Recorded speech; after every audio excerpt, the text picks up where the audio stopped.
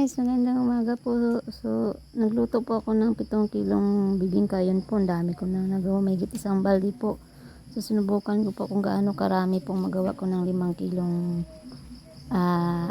harina po na puto bibingka. So, ayan po, medyo marami-rami pa ako yung gagawin kong puto bibingka.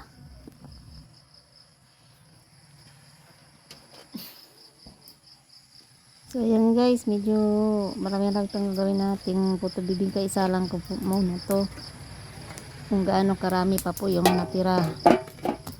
Ayan po, lutuin muna natin sa steamer ulit po.